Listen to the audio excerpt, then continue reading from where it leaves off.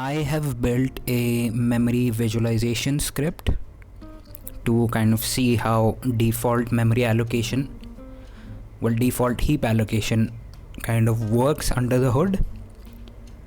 The goal is to see how new and delete, how much overhead it carries with allocation. So the initial idea was to have two separate pointers and then to get their difference to calculate the actual physical address space that that specific data type was occupying. But the issue with this is that dynamic heap allocation is sporadic and non-deterministic, so you never really know how each pointer will get allocated. You could get your second pointer allocated before your current pointer or like way far ahead. So getting the difference between just two pointers is not all that reliable. The solution is to use a vector of addresses. Right? If you get 100,000 different allocations and you sort them out and average them, well, you can get kind of an average allocation for that data type.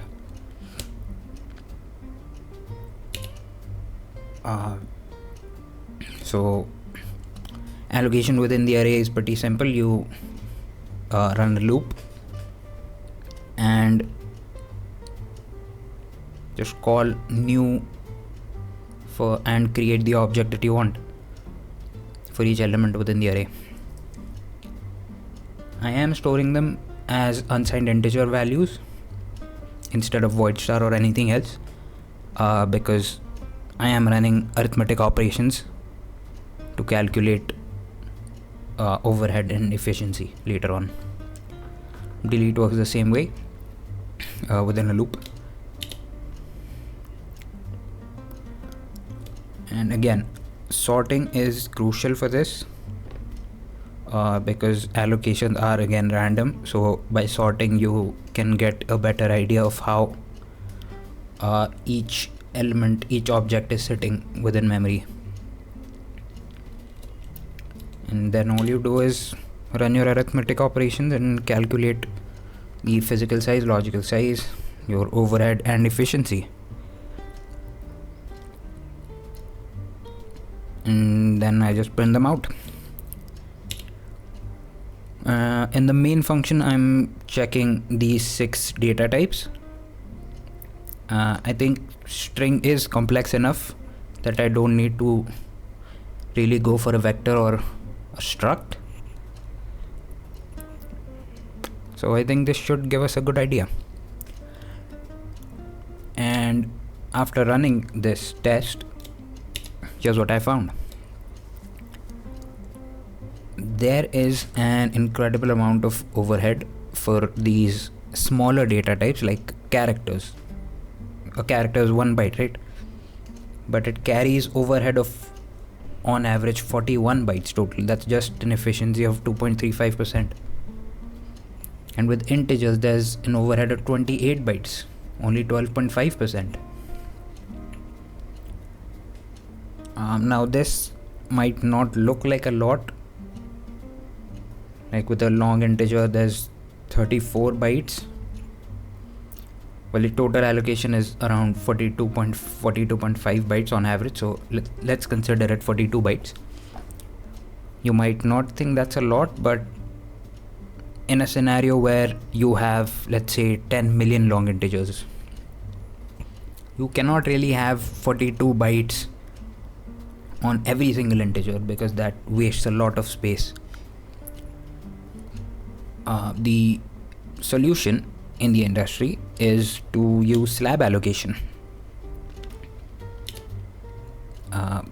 True to its name, a slab allocation is basically getting a big slab of virtual memory and then dividing it into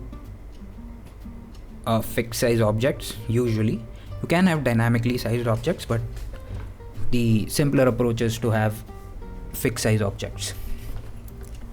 Now what this allows you to do is get deterministic allocation, because you are the one deciding how it's structured, how this slab is divided, and how you're allocating it to objects, right?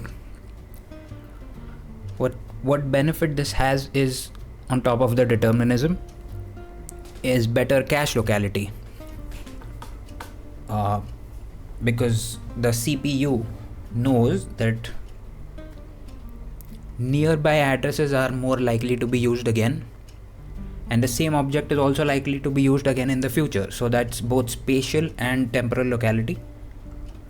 And by having all your objects contiguously allocated like this, the CPU is able to preload your objects, and you actually get improved performance. So the next thing I'm going to build is actually an object pool, which is the core component of slab allocators, and I'll test that performance with new and delete. I'm going to build it with mutex locking, since it's simple to implement. So let's see how that goes.